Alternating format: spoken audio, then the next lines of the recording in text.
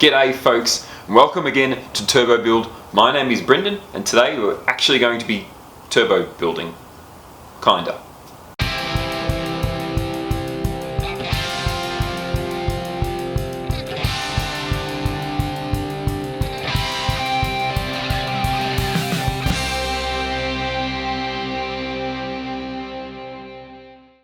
So you may recall from last time, we had a bit of a chat about what happened with the turbo on this car and the manifold that was attached to it. I've got all the new gear here, so today we're going to start to work putting it all back together. We need to start by putting all the studs into the turbo and into the manifold, so let's get to work on that straight away. Situation is as follows. We have a nice shiny new turbocharger, we have our nice shiny new manifold. We now need to put those two together. That means we need to hook up the in-canal studs into the turbo, into the manifold, and into the back of the turbo here. Let's get to work.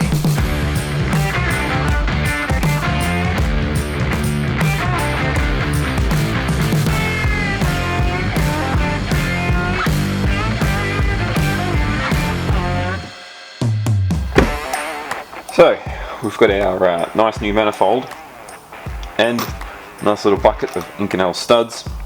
These can now go into here. I'll res bond them in with this little jug of res bond, which will hopefully stop them from coming out or loosening up. So we'll tighten all those down. And then on the turbo, we need to do much the same thing.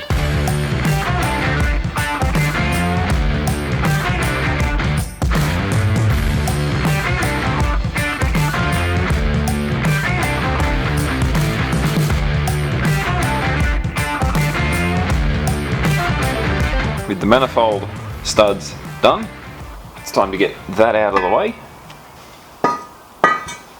and we need to do the same on the turbocharger.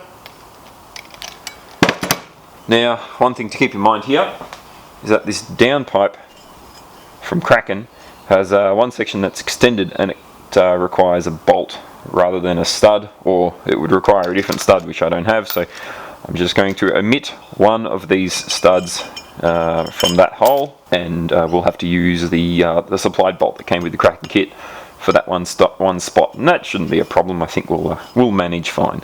So that is this unit here, by the look of it, which is not a problem. So we'll just, that one there we'll leave blank. Let's get the rest of them in.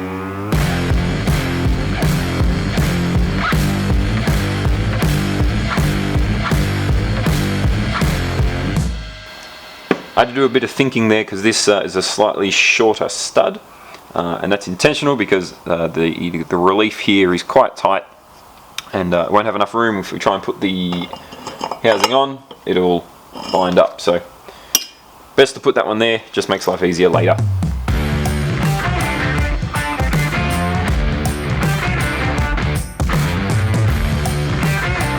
Now, of course, I have no idea if there's supposed to be a particular torque rating for these studs.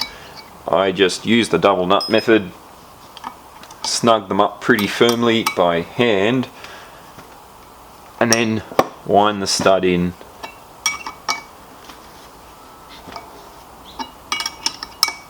Until it's fairly tight.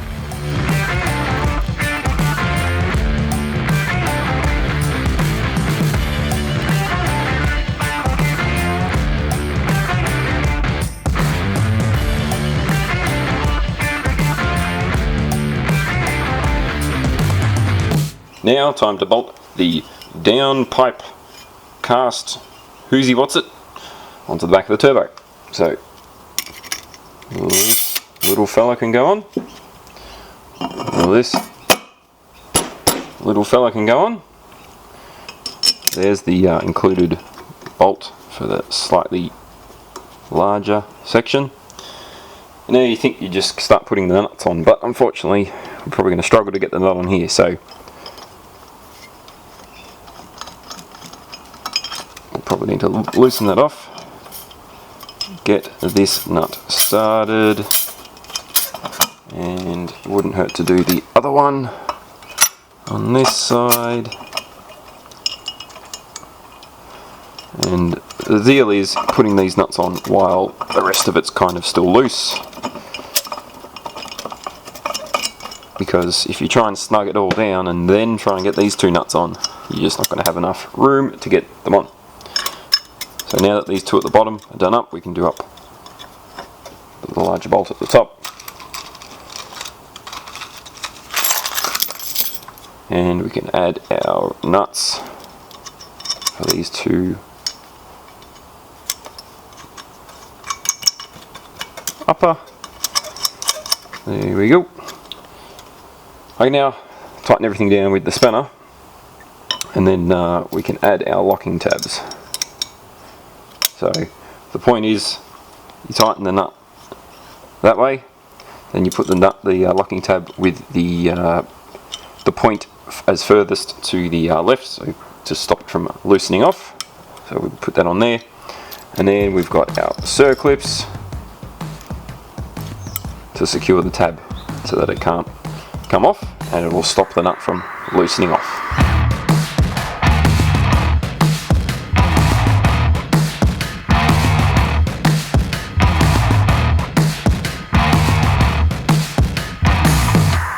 So you see, I'm going around in a bit of a star pattern to try and tighten everything crisscross to prevent any sort of warpage and get everything snug down evenly. Okay. It's a bit of work. Everything's looking pretty snugged up, so let's just see how these fit on. Hopefully we won't need to be pulling them off later for any fitment or clearance issues. That one obviously isn't going to work.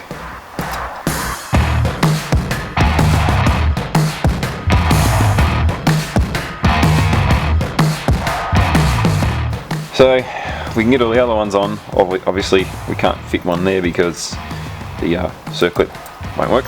The one on the back side here though, due to the tight sort of area, this is just not going to get on. And I previously had actually ground this down for the old setup, but we're going to grind a bit more and further around by the look of it to get it to fit. It just doesn't quite go on. And I'd rather have a slightly ground locking flange doodad than none at all, so we'll give that a bit of a chamfer and see how it fits.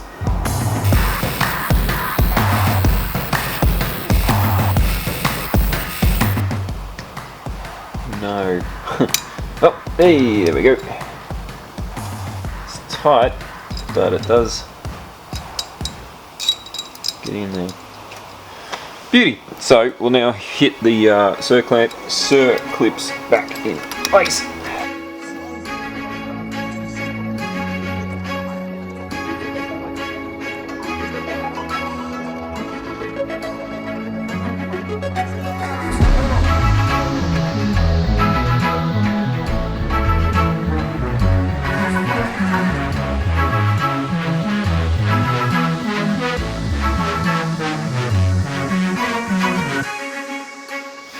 Now I've got the dump affixed to the turbo, we should be able to now affix the turbo to the manifold.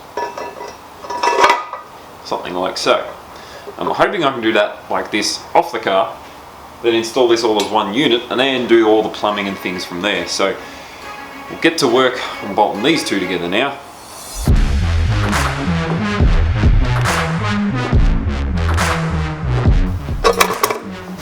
Goes on so. We just need to tighten up our nuts.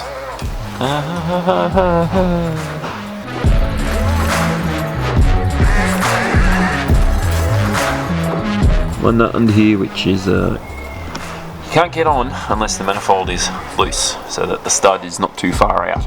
So we'll have to give us a bit of a gap here, and then we can get this nut,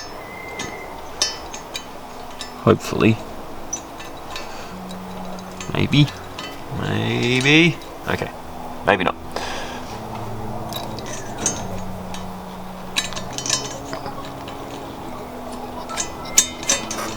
There we go.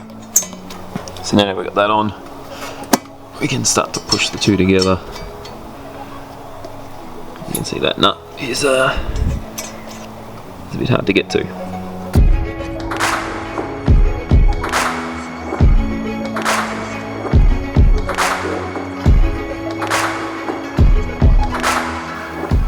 Time to finish these off as well now. So we can slide these two on up the top.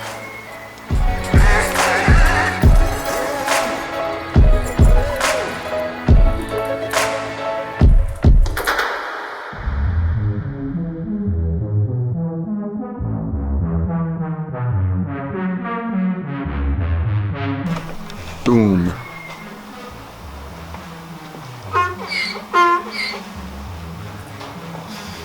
Well, there's the full unit ready to go on the car. Looks pretty tasty, doesn't it? I'm really happy with how it all fit up. It was not too bad. I was able to use all my locking tabs on my Inconel studs, so that's a good thing. Hopefully it all stays together in one solid piece. We don't go blowing any gaskets or cracking anything. Fingers crossed it all works out pretty well. So next time we'll get this thing bolted on the car and start to work on redoing some of the plumbing, and god damn, this is heavy. So be sure to subscribe so you don't miss that episode. Not only will subscribing change your life, it will also change the life of a little dorky nerd in Melbourne, Australia who works on an MX-5. Well, maybe not little. Anyway, thanks for watching. We'll see you next time.